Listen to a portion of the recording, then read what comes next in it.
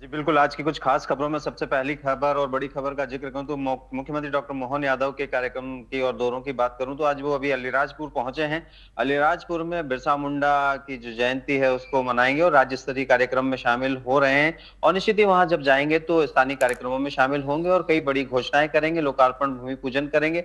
और निश्चित ही कहीं ना कहीं ये जो आदिवासी गौरव दिवस के तौर पर बिरसा मुंडा की जयंती को मनाया जा रहा है, एक बड़ा आयोजन है। और यही आयोजन दोपहर में आज जबलपुर में किया जा रहा है। यहाँ से मुख्यमंत्री डॉक्टर मोहन यादव जबलपुर पहुंचेंगे राज्य स्तरीय कार्यक्रम के बाद। और निश्चित ही वहां भी प्रधानमंत्री नरेंद्र मोदी भी वर्चुअली जुड़ेंगे और तमाम तरह से जो आदिवासी जन समुदाय है, बिरसा मुंडा के योगदान है, उसको याद करेंगे। और इस दिवस को खास तौर से आदिवासी गौरव दिवस के तौर पर मनाया जा रहा है। तो तमाम कार्यक्रम आयोजित आज किए जा रहे हैं अलग अलग जगहों पर, शासन की ओर से और भारतीय जनता पार्टी के तमाम संगठन की ओर से। तो एक बड़ा आयोजन आज का यह है। और उसके बाद देर शाम मुख्यमंत्री डॉक्टर मोहन यादव दिल्ली के लिए जी। रवाना हो जाएंगे।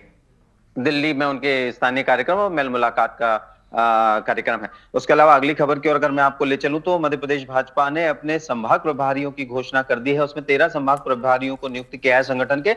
उसमें कई ऐसे बड़े नाम है जो कहीं ना कहीं अभी संगठन में बड़े पदाधिकारियों का जिम्मेदारी और उत्तरदायित्व निभा रहे हैं। उसमें लता वानखेड़े की बात करूं, रणवीर सिंह रावत की बात करूं, या अन्य और भी कई पदाधिकारी हैं जिनकी बात करूं, तो अलग अलग जगहों के अलग अलग संभागों की उनको जो है जिम्मेदारी दी गई है। और निश्चित ही कहीं ना कहीं भारतीय जनता पार्टी अपने संगठन को लेकर लगातार कवायद कर रही है।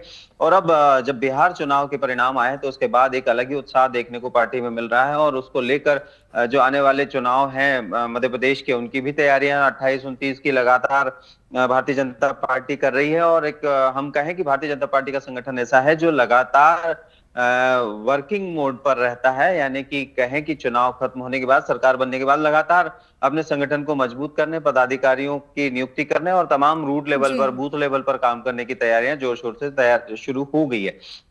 उसके अलावा अगली खबर की ओर ले चलूं तो प्रधानमंत्री नरेंद्र मोदी किसानों को लगभग सम्मान निधि जो है वो 15 तारीख को उनके खातों में डालेंगे। और वो सम्मान निधि लगभग 9 करोड़ जो किसान है, 1800 करोड़ रुपए की सम्मान निधि होगी। तो एक बड़ा आयोजन होने जा रहा है। उसमें भी ये सम्मान निधि किसानों को दी जाएगी, 6,000 जी। रुपए, जो कि कहीं ना कहीं केंद्र सरकार की तरफ से दी जाती है। तो एक बड़ी खबर किसानों को लेकर ये भी है कि किस तरह से किसानों को साधने और साथ लेकर चलने और जो उनसे किए वादे पूरे करने के लिए केंद्र और राज्य सरकार लगातार काम कर रही है।